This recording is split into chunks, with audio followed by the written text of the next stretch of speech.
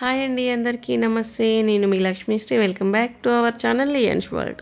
ఇవాటి special video ఏంటి అంటే వెజిటేబుల్ బిర్యానీ ఎలా చేసుకోవాలో చూద్దాం. ఇంకా లేట్ చేయకుండా రెసిపీ స్టార్ట్ చేసేద్దాం. చూసేయండి. ముందుగా స్టవ్ ఆన్ చేసి ఒక పెద్ద గిన్నె పెట్టుకొని నెయ్యి వేసుకొని హీట్ చేసుకోవాలి. నెయ్యి కొంచెం హీట్ అయిన తర్వాత హోల్ గరం మసాలాలు, పచ్చిమిర్చి వేసుకొని మంచిగా ఫ్రై చేసుకోవాలి. పచ్చిమిర్చి మంచిగా వేగిన తర్వాత 1 స్పూన్ వరకు అల్లం వెల్లిపాయ పేస్ట్ వేసుకోవాలి. వెల్లుల్లి పేస్ట్ కూడా ఫ్రై అయిన తర్వాత రుచికి తగినంత సాల్ట్ వేసుకొని ఒకసారి మంచిగా కలుపుకోవాలి. అలాగే కొంచెం పుదీనా, కొంచెం కరివేపాకు, మీ దగ్గర కొత్తిమీర అవైలబుల్గా ఉంటే కొత్తిమీర కూడా వేసుకోండి.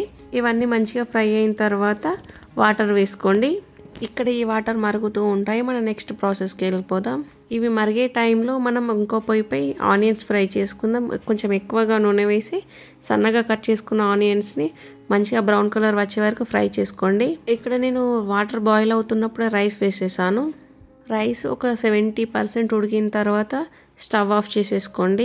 సో ఇప్పుడు వెజిటేబుల్స్ అన్ని మంచిగా కడుక్కొని చిన్న చిన్న పీసులుగా కట్ చేసుకోవాలి. ఇవే వేసుకోవాలని ఏం లేదు, ఏవైనా కూడా వేసుకోవచ్చు. ఒక 4 నుంచి 5 రకాల వెజిటేబుల్స్ ఉండేటట్టుగా చూసుకోండి.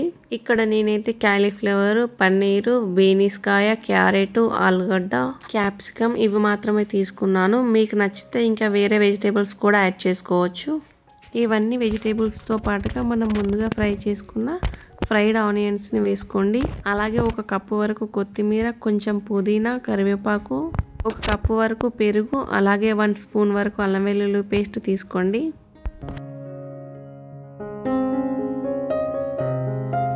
అలాగే 2 స్పూన్ల కారం, 1 స్పూన్ ధనియా పౌడర్, 1 స్పూన్ జీరా పౌడర్, 1 స్పూన్ పసుపు,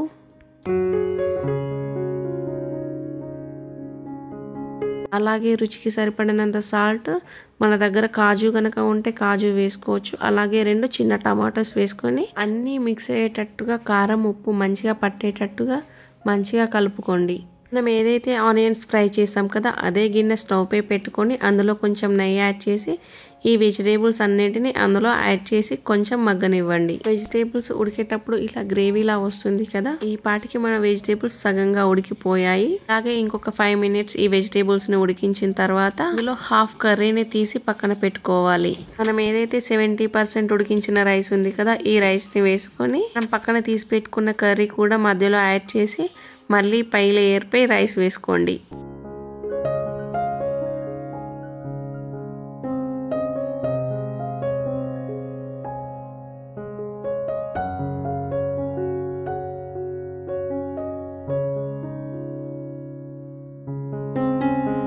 రైస్ మొత్తం వేసుకున్న తర్వాత దానిపైన కొంచెం కొత్తిమీర, అలాగే ఫ్రైడ్ ఆనియన్స్, కొంచెం నెయ్యి వేసుకొని ఒక 25 మినిట్స్ దమ్ చేసుకుంటే మన యమ్మీ వెజిటేబుల్ బిర్యానీ రెడీ. ఇంకేంటి చూస్తున్నారు? వెంటనే వెళ్ళి వీడియోకి ఒక లైక్ వేసుకోండి.